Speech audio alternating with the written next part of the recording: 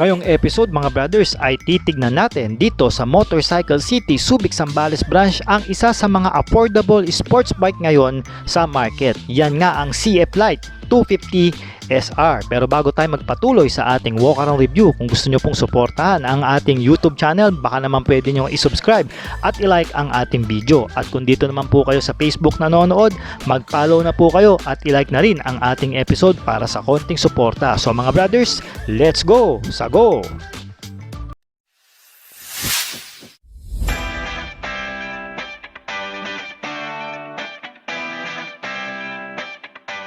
Mga brothers, available na sa Shopee ang ating riding jersey at iba pang mga riding gears na ginagamit natin. Nandyan yung link sa gilid ng video. Let's go! Sa go!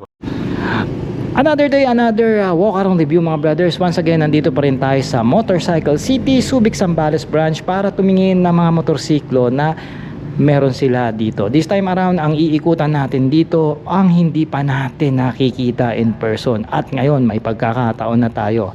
The CF Moto o CF Lite 250 SR mga brothers. Ang isang affordable sports bike na nilabas ng CF Moto. Napaka-pogi nito mga brothers para sa isang affordable o budget na sports bike. Yan, kung ikaw in o kaya naman gusto mo palang sumubok na isang sports bike na 250cc, aba mga brad, eto na yon. Napakaganda po ng kulay. Ito po yung trademark na kulay ng CF Moto.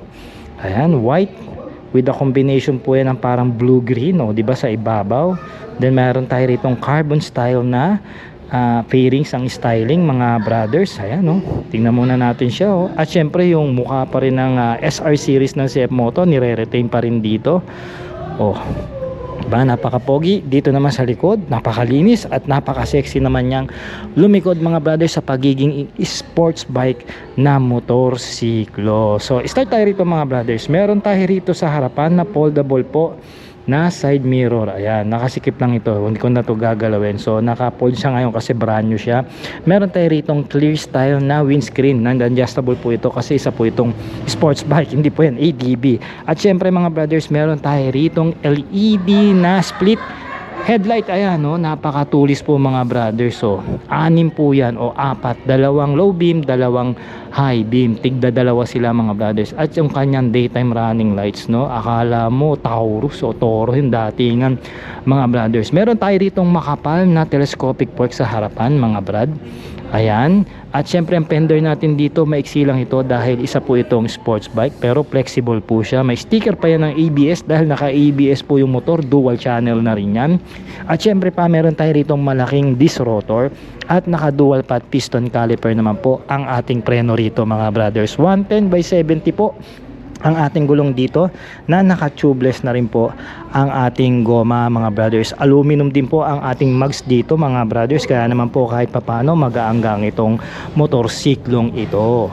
At bago ko nga pala makalimutan mga brothers, ang ating turn signal lights nandito po yan sa gilid, LED na rin po yan and flexible po yan, kaya okay lang po yan matabig-tabig, hindi po siya basta-basta mababali. Pagdating sa makina, kaya nga nito mag-produce ng 25.5 horsepower at 9,000 RPM at umaarangkada ito ng 21 Nm of torque at 7,500 RPM. Meron nga itong 249cc, isa ang kanyang cylinder na naka-double overhead cam po ang cam profile with 4 valves. At syempre pa, meron itong compression ratio na 11.3:1, kaya naman po naka-water cooled ang kanyang cooling system, habang meron itong boring stroke na 72/61.2 mm. Carb type pa ang kanyang fuel system mga brothers, kaya naman ito low maintenance at kayang kumonsumo ng 32 km per liter ayon po yan sa papel ng CF Moto. At meron itong fuel tank capacity na 12 liters. At ito mga brothers ay meron na lang electronic starting pagdating sa kanyang makina. At madagdag ko nga pala, meron nga pala itong 6-speed manual transmission with sleeper clutch pagdating sa kanyang cambio. Dito naman sa likod mga brothers, makikita nyo na sexy nga siya lumikod mga brothers dahil po naka-centered monoshock po ang ating rear suspension dito with the tire hugger po yan. Maiksi lang naman ito dahil sa nga itong sports bike. Malinis nga po ang underneath natin dito. At ito po yung ating tapakan. Ayan, Quality po yung pagkakabanat dito ng CF Moto.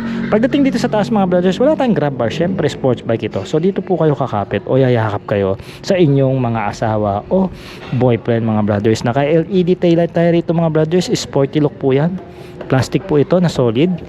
Hard plastic po, and then bakal itong kabitan ng ating plaka with the ilaw and reflector na rin. Turn lights natin dito, flexible din ito mga brothers, at LED na rin po yan mga brad. So meron tayo ditong tire size mga brothers na 140 by 60 po at 17 inches wheel mags. Tubeless na rin ito at naka-aluminum po ang ating mags dito. Ayan, may sticker pa yan dito para mas sporty look tignan. Bakal po ang ating swing arm dito at naka-underbelly po ang ating muffler. Ayan. So safe naman ito kahit sa ulan o wag nyo lang po ilubog talaga na sobra yung motor. Alanganin po ito mga brad. Naka-disc brake tayo rito with a single pot piston caliper, no? So ang final drive natin is kadena po yan mga brothers. The way I can see 520 po ang size nito mga brothers. Pagdating dito sa cockpit mga brothers, naka-clip on handlebar nga ito. Dito sa left side, meron tayo rito mga switches like ng horn, high beam and low beam, flasher mga brothers, non-adjustable po yung brake levers natin dito. Naka-standard ignition po tayo rito mga brothers. At sa right side, nandito po ang ating electronic starting and kill switch mga brad. At naka-digital meter tayo rito mga brothers. Pakita na lang tayo dito ng picture para po may idea tayo once na activated yung unit. Okay mga brothers, pag-usapan natin ang kanyang side profile mga brothers. Nandito yung beauty nito kasi makikita nyo yung kanyang kaha dito, no? Meron tayong letterings ng SR. Ito ang sinasabi ko, carbon fiber styling dito sa gilid. 250 SR dito mga brothers. At meron din tayo rito carbon style na pairings mga brothers. Okay, dito ano na to, gloss black na ito, and then yung kulay na naman ng CF Moto. Tapos meron ditong powering your life, CF light. Ayan, okay mga brothers, ang tapakan natin dito, I can say quality po ang pagkakabanat dito ng CF Moto. The same din sa ating shifter dito sa kabilang side. Ayan mga brothers, split type po ito mga brothers ang ating upuan dito. At same lang din po yung upholstery niya doon sa kapatid niya na NK o tsaka yung sa SR mga brothers. May tatak pa yung CF light. Ayan, so may kanipisan lang siya. Syempre sports bike ito. Meron tayong air intake dito for the aerodynamics mga brothers.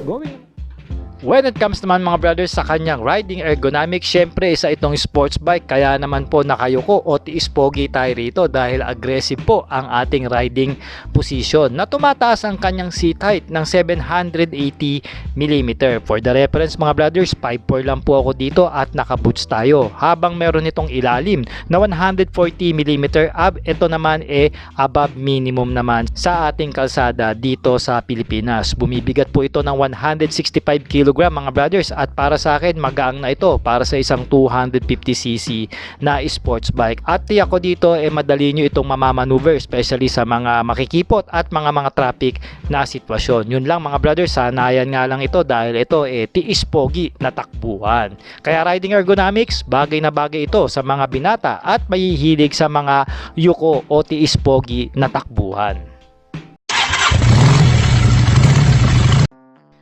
Ngayon taon mga brothers, meron nga itong updated SRP na 138,900 pesos. At kung gusto niyo naman po itong kunin sa ating online financing dyan sa Cebuana Cycle Finance, meron po itong all-in down payment na 27,780 pesos. And for 3 years mga brothers, mayroon ka ritong monthly na 5,297 pesos at rebated na po yan mga brothers. Maaari po kayong mag-TM sa ating Facebook page o kaya naman mag-call and text para po ma-assist ko kayo sa inyong online application at requirements. At subukan nyo po ang ating serbisyo. Legit at maaasahan.